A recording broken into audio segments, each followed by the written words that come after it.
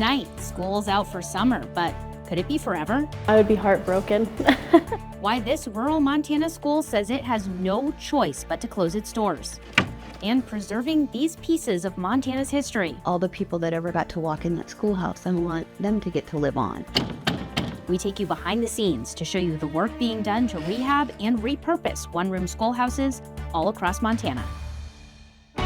From Montana's news leader, this is MTN News at 6. Good evening. Welcome to the News at 6. I'm Marian Davidson, coming to you from the Baxendale Schoolhouse. Thanks so much for joining us. This school closed its doors to students in 1942, and today it has a whole new life. We'll tell you about that in just a bit. But first, we're going to start with a different rural Montana school facing a different, uncertain future. MTN's Allie Kaiser takes us to Basin. Nestled between Helena and Butte sits the tight-knit community of Basin. With a population of over 350, the town has one church, one bar and cafe, and one school. I felt very blessed growing up, and even more as an adult, that I got to go to Basin School, and I really want that for my kids. But the school's future is in limbo. The school board has placed Basin Elementary in a non-operational status. The lone teacher resigned, and with no teacher, no students are enrolled for the 2025 to 2026 school year, down from 8 students last October. I know there's a few parents that just felt that they could get a better education elsewhere. Cody Tinker says the reasons behind the declining enrollment are complicated. She has 3 elementary-aged kids, but none of them go to school here. It's been hard. We live right next to the school, so for us not to be sending our kids to school, I think says something. Tinker says one other reason some parents don't send their kids to Basin is due to a lack of staff. 2 paraeducators left the school in January after an incident with a student where they claimed they felt unsafe.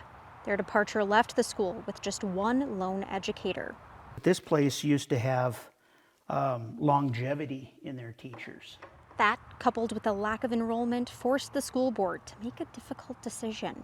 It's kind of a no-brainer. We don't want to be in this position. Scott Brock is one of the 3 Basin School Board members. He took me on a tour. Oh, it is unlocked. Of the roughly 130-year-old school. I believe it's part of the identity of Basin. Brock says the non-operational status means the district has 3 years to get the school back up and running. It's an uphill battle, but I think it's one that we can win. So what exactly would it take to get the school back up and running again? Well, according to Brock, he believes that all it would take is 2 students and a qualified teacher. The board meeting is scheduled for Thursday at 5:30 p.m. to discuss the school's future. In Basin, I'm Allie Kaiser, MTN News. Bells and steeples like this welcomed generations of kids across Montana to school, and some still do today. Fun fact, Montana is home to 50 one-room schoolhouses and another 50 2- to 3-room schoolhouses. But schools like these are closing at an alarming rate. According to the Montana Office of Public Instruction, 8 rural schools have closed over the past years, and 15 rural school districts in the state have spent at least some time in non-operational status, meaning they closed briefly before reopening again. As school buildings like this one age, upkeep can be, well, expensive. In places like Basin, people have blamed school closures on a new state law that took effect last year. But as MTN senior political reporter Jonathan Ambarian shows us, that's just one part of the story. In 2023, the Montana legislature passed House Bill 203. It made it easier for parents to move students to a public school outside the district they live in.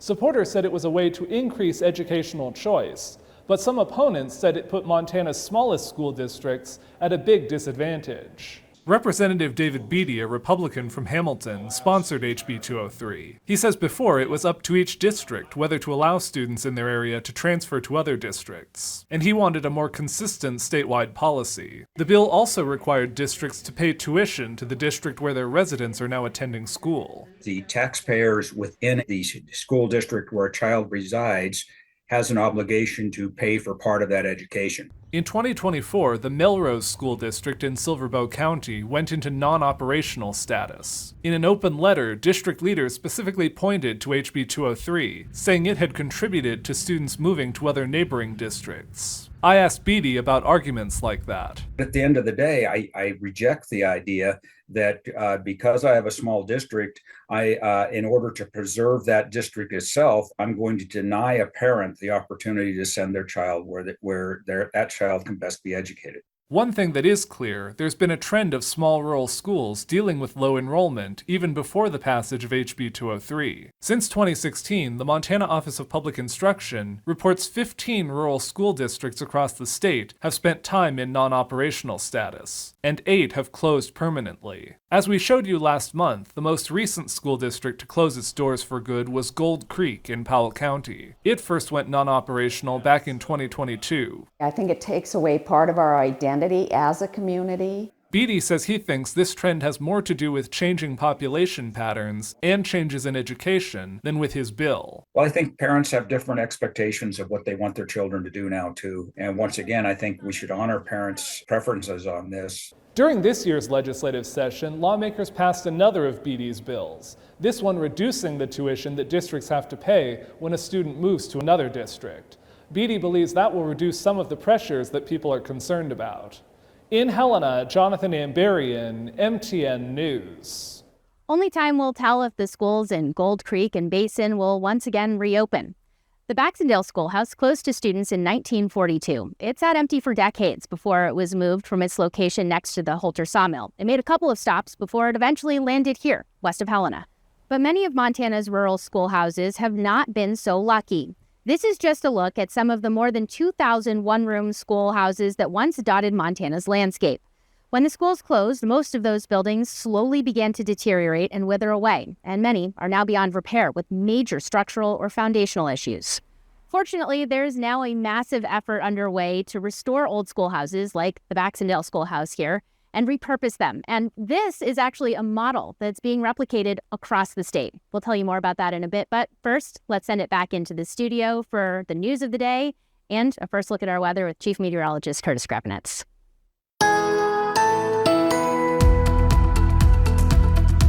All right, good evening. That was one heck of a storm over the last couple of days. Record cold high temperatures and record amounts of precipitation. Helena breaking the records back in 1907.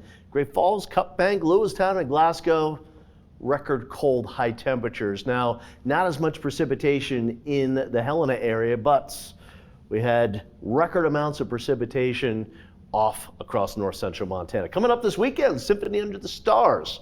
Well, it gets a little warmer tomorrow, back to summer, not hot.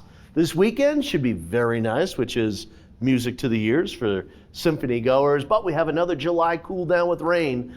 I'll have more coming up in the full forecast. Tonight, the Helena Police Department clarifying the steps it's taking following a traffic stop that led to federal immigration agents arresting a Mexican national living in Helena. Body and dash camera footage released last week raised new questions, particularly around the interaction between two HPD officers at the end of the arrest of Christopher Martinez Marvan on July 1st. The interaction is between two Helena police officers. I'm going to play that for you in context now. Pay close attention to the next 30 seconds of video. Hey.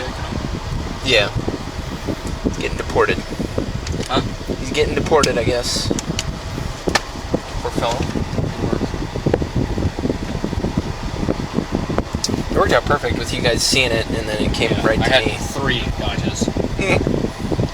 I thought it was... I mean, I was pretty confident that was it, but... Take care. So, yeah, he's being kidnapped right now. Okay. Good enough for me. Same card. There was some confusion about the officer who made the statements about Martinez being kidnapped. It was reported he was on leave. However, the police department told me he was actually on pre-planned time off for vacation. According to HPD Lieutenant Adam Shanks, all situations like this are reviewed by the chief, and then a decision is made whether actions need to be taken. Shanks emphasized that Martinez's arrest was a unique situation and that HPD's mission is always to keep the citizens of Helena safe. Martinez challenged his arrest in federal court. On Tuesday, a federal judge in Missoula ruled that the case does not fall within court's jurisdiction. That ruling clears the way for Martinez to be transferred out of state. His next hearing is scheduled for August 19th in Tacoma, Washington.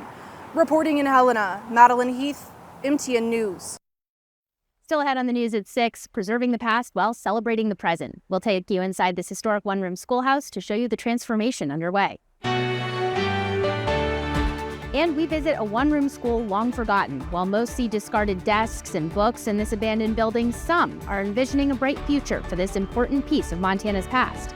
We'll show you what it may take to revive this Montana ghost town after the break.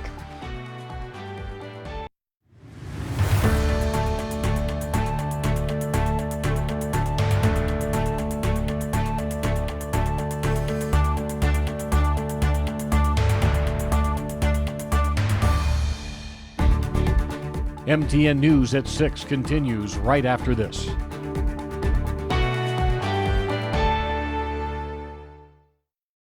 Montana's news leader. You're watching MTN News at 6.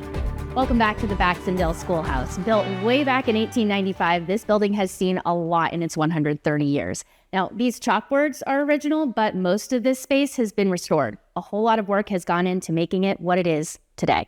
In 2019, Preserve Montana adopted and moved this endangered schoolhouse. It now sits on a permanent foundation west of Helena. The building was preserved by the nonprofit through a series of grants. We're hoping this can be a good kind of leading light, I guess, for other people who have schoolhouses to reuse them because they are great little buildings and they do have a lot of community attachment and memories. The Baxendale School is now used by the nonprofit as a year-round preservation classroom and carpentry workshop where they teach other people how to preserve historic structures. The restoration of this schoolhouse is now 85% complete. Over the past 5 years, the Preserve Montana team has worked on 3 schoolhouses, including this one, but they have big plans for many more.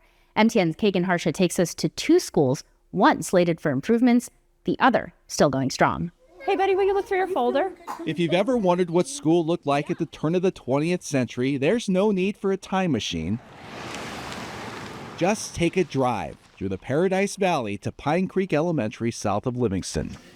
I have 13 students right now. Taylor Nybauer teaches K through 2nd grade at this rural Montana school. This is my 3rd year here. Yeah.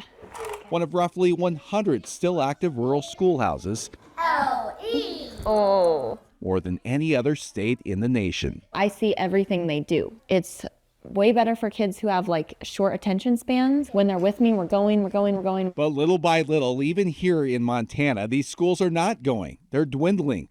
Montana once had upwards of 2,600 one-room schools. That number today is right around 50. Thank you for having us. Fortunately, this is a special place. When one door closes, another door opens. We let the schoolhouse talk to us and tell us what it needs. Eli Smith is with Preserve Montana, a nonprofit working to save these rural schools by rehabbing and repurposing them. Every different use creates a different structure, a different need for restoration. There's a lot of buildings like this across Montana. Especially. On this day, Smith and his team are assessing this old one-room school in 16, Montana. During a preservation workshop, fascia is the roof line, teaching others how to restore these buildings. Now more or less a ghost town, 16 was once a thriving community about 30 miles south of White Sulphur Springs. Gosh, all of our childhood memories kind of were here. Kaida Hobby Martin and her sister Pam spent their summers here and now own the schoolhouse after inheriting this land from their parents. It is so nostalgic because we got to live something that we couldn't provide children today. I'm not really sure. You can still almost picture the life that once filled this room. You could just close your eyes and see kids, playing tag in the fields. And these discarded books and desks, remnants of better days. All of our memories are still here, untouchable. And it would look exactly the same as it did 40 years ago. That emotional connection is the driving force between Gaida and Pam's push to restore the building to its former glory. All thanks to this nonprofit. Our dream felt like a pipe dream because you tell somebody you want to restore a ghost town, they look at you like, Could you sure? Good luck. A lot of this siding doesn't need to be replaced. And so we just knew, you guys are our people. Since its inception in the 1980s, Preserve Montana has documented 812 one- or two-room schoolhouses across Montana and now hopes to preserve as many as possible. It was kind of cool. Gaida and Pam hope to one day hold retreats here and also invite schools to visit. Let's hop on a school bus and go back in time and see what it was really like to go to school, in the 1920s and 30s. And just let them see it. Let the teachers see it. They've probably never seen it either. School as it once was, and even as it still is. If more rural schools happened around the state, I think it could solve a lot of the problems with education right now. Kagan Harsha, MTN News. After the break, we'll go to the studio in Helena for weather, where Curtis's graphics will be better than mine. That was unusually cool and wet for July. Well, we've got another storm system coming down at us from the Gulf of Alaska. I'll have more on when that arrives and how cool and wet it will be. That's coming up next. MTN News at 6 continues right after this.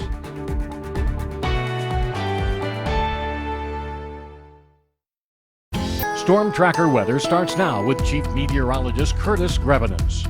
All right, welcome back, everybody. What a lovely day. What a lovely couple of days. Wasn't going to be cold and rainy for the rest of the summer. 73 out there right now. Great Falls, clouds breaking up as well. 71, the current temperature. Still in the 60s and the 70s, except for Missoula. Had a little more sunshine, warmed up to 80 degrees there. Quiet on the radar. There goes one storm, and here comes the next one. That'll just glance the northern part of the state here tomorrow. You can see some of our moisture from that last storm moving out through the Great Lakes. So the rest of this evening will be quiet. Clouds breaking up. Tomorrow, around East Glacier, Babb, St. Mary, a couple of showers and thunderstorms late morning. Cup Bank up there around the Sweetgrass Hills. Close to Great Falls, but should be just to the north. Look at some of those mean thunderstorms out the High Line through the evening. Helena, Lewistown should be dry. This is mainly a High Line storm event. And then heading into Friday, the showers move out. Friday looks pretty nice.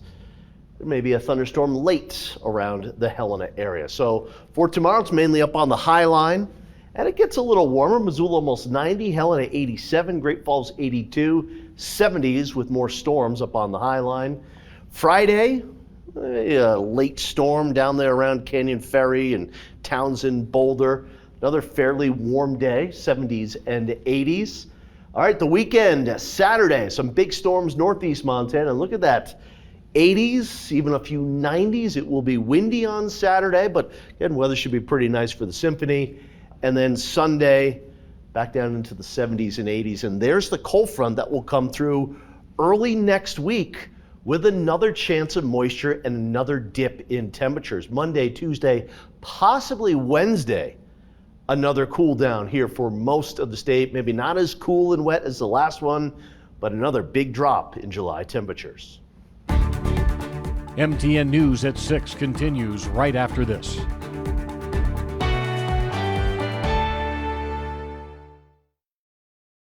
From Montana's news leader, you're watching MTN News at 6. Johnny Walker here at Capitol High School for the third and final day of Bruins QB camp. And these young, up-and-coming gunslingers have some pretty experienced mentors to learn from. No, next person up. Soon as they throw it. Are you kidding? Roughly 40 kids in grades 5 through 12 scattered across Capitol's Tuss Field, all working on their throwing mechanics. And who better to mold your arm after 34 than some Bruin alumni who once quarterbacked state championship teams. It's just a blast seeing all these kids come out and want to play that position. I think it's the best position on the field. You get the ball every time, and everybody looks up to you, and you're just a built leader. So it's awesome to see this many kids come out and want to play that position too. Jared led his Bruins to back-to-back state titles in 2006 and 2007. And then Matt Rion completed the three-peat when he took over starting duties in 2008. Both Jared and Matt say they wish a camp like the one they help run now existed back when they were first learning the position. And for our full roundup from Bruins QB camp, make sure you check back here during the news at 10. Reporting from Capitol High School, Johnny Walker, MTN Sports. MTN News at 6 continues right after this.